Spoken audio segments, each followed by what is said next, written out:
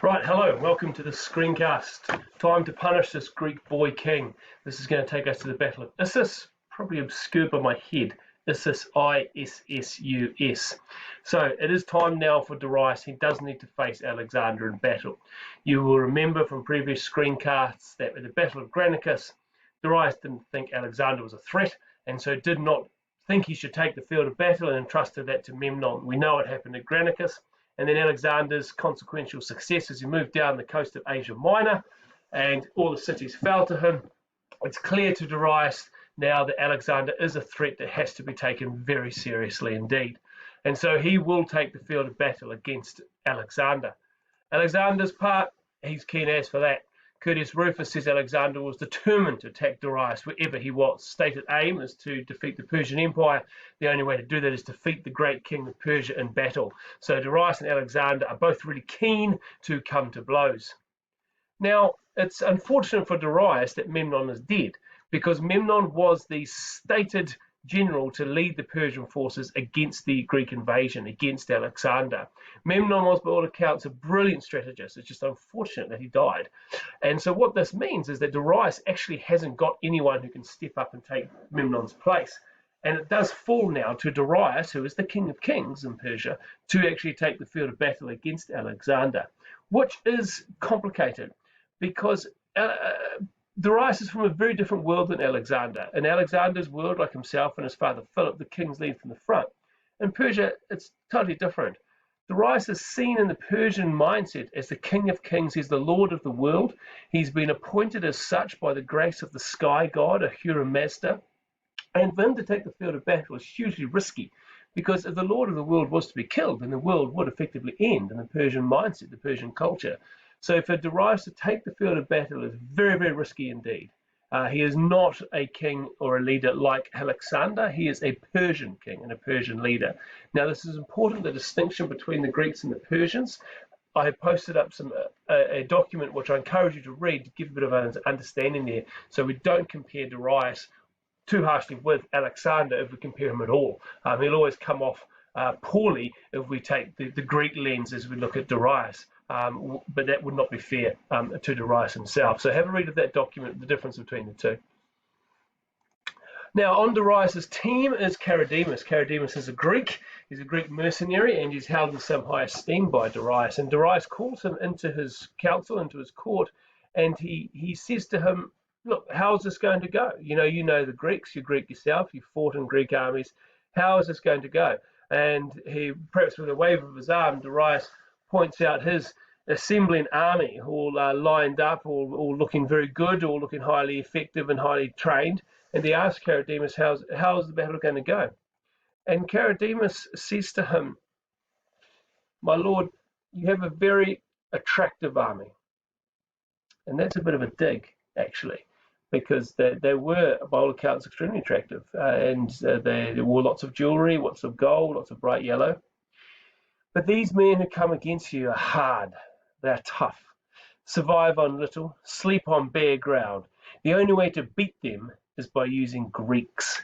They are the hardest soldiers in the world. Use your gold to buy the right kind of men. So Charidemus is really sticking it to Darius here, who's actually his employer. Saying your army is very attractive. But you're no match for the Greeks. The Greeks are harder. They survive on little. They sleep on bare ground. The only way you can beat Greeks is with Greeks. They're the hardest soldiers in the world. So he says, use your gold. Go and buy some Greek mercenaries to fight Alexander and these Greeks.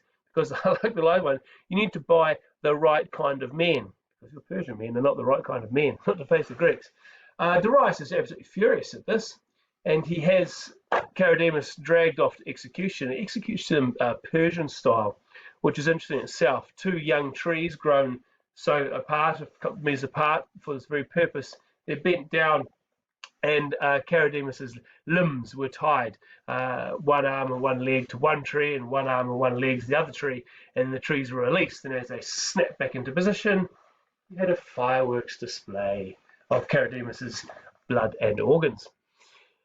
So poor Charidemus, he spoke the truth, and that's what happened when you speak the truth to power, I guess.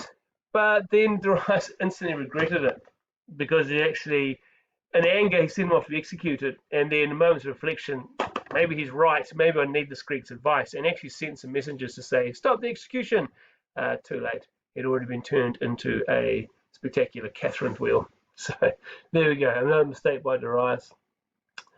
Now, just a little bit of a sideshow here.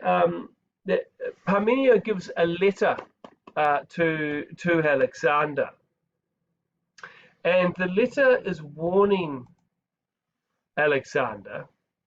This is a warning from Parmenio, warning Alexander that his doctor is going to poison him. So Parmenio has written down that Alexander's doctor, his name was Philip actually, he's part of a plot to kill Alexander. He's actually been paid by Darius to assassinate Alexander. Always good to get the doctor to do such a thing, because doctors have, obviously good access to these people in power. Now, Alexander took the letter, read it, probably thanked Parmenio, but then he just put it under his pillow and left it and did nothing, which is curious, isn't it? So bear that in mind. He's been warned, but does nothing. Then at a stage of the campaign, as they're heading off to find Darius, very sweaty, very hot day, and they come across a river, which obviously looks absolutely delightful after being working in hot sand, working desert. You're very, very hot, very, very sweaty.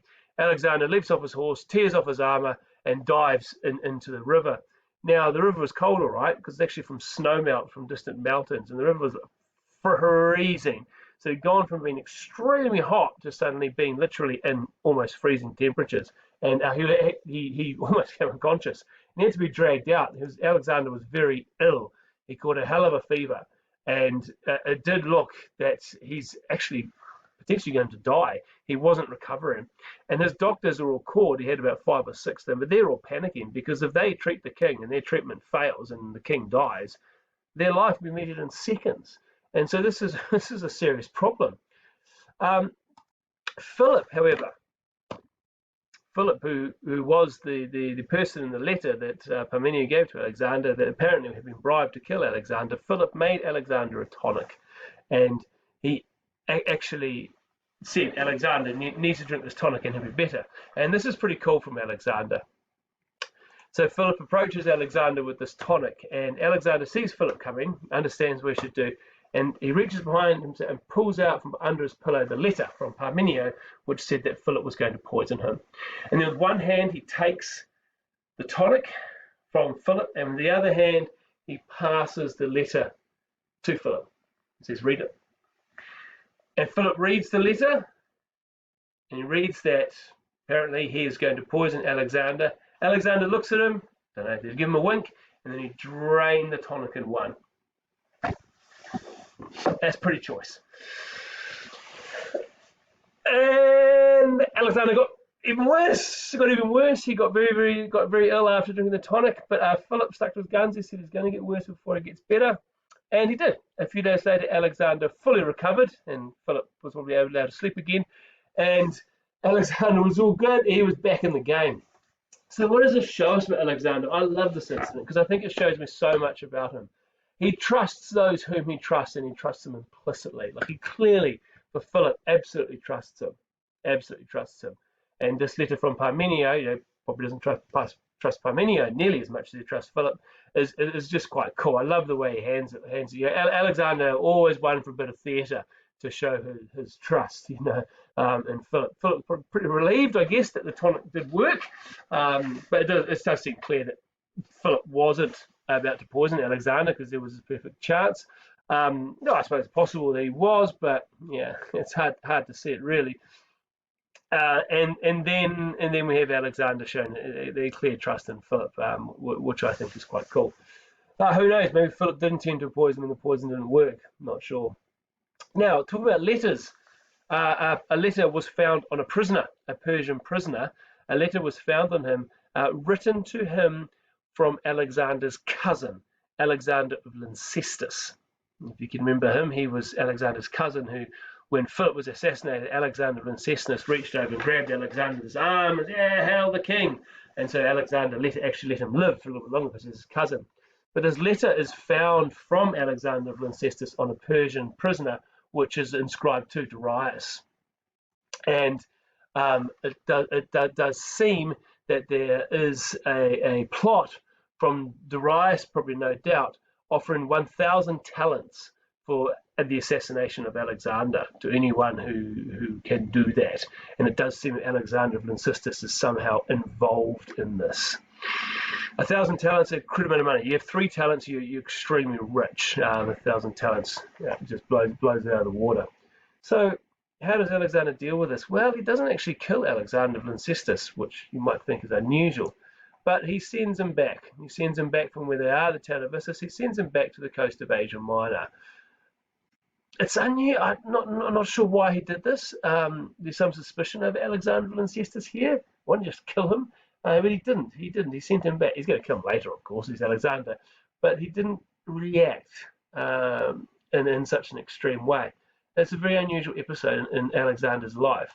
Look, but what this does show us with the letters about Philip and with Alexander, the cestus, the poison, the bribes, well, it's hard to narrow down each one. It does show there are clearly some moves to do away with Alexander, that there are some bribes flying around, there are some plots flying around to do away with Alexander. And I think that's the key point to take from this as we move forward, that he's not loved by all by any stretch of the imagination.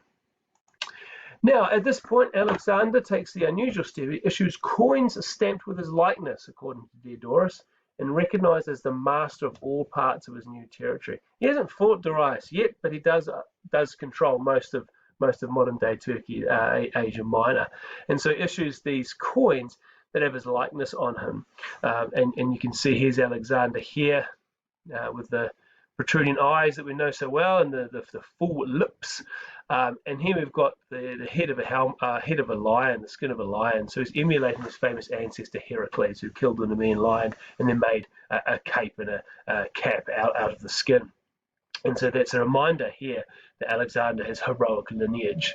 And the other side of the coin, we actually have here's Zeus, and with an eagle, the symbol of victory. And down here we have written Alexandros, Alexander. And so Alexander is reminding the world that he is descended from Zeus. So Zeus apparently is his father, according to the rumors, but it's Zeus victory as well. And so Alexander has these coins, and they're like mobile propaganda. They just spread, and people in all different countries see this Alexandros, this Alexander, who's Heracles and Zeus. Who is this man? Who is this incredible person? And these coins have been found as far afield as South Korea, would you believe? In terms of trade, they just kept on spreading out. And so Alexander's message is spread far and wide in his own time. Okay, but it is time to battle. It is time to battle. And so Curtius Rufus says Darius's army was from sunrise to sundown, columns of armed men joined Darius. He's amassing the largest army the world has ever seen to face Alexander. And this is Darius's empire. And men are coming from everywhere to assemble in Babylon to then march to Issus to fight Alexander. Arrian says that Darius accumulated an army of 600,000 strong against Alexander's perhaps 35,000. So this army is immense, and it's going to dwarf anything the Macedonians can put into the field. From all corners of the empire, they assemble to fight the Greeks. And that will take us to the Battle of Issus, which is 333 BC, and that's our next story. That's another story for another time. Okay, ka kite.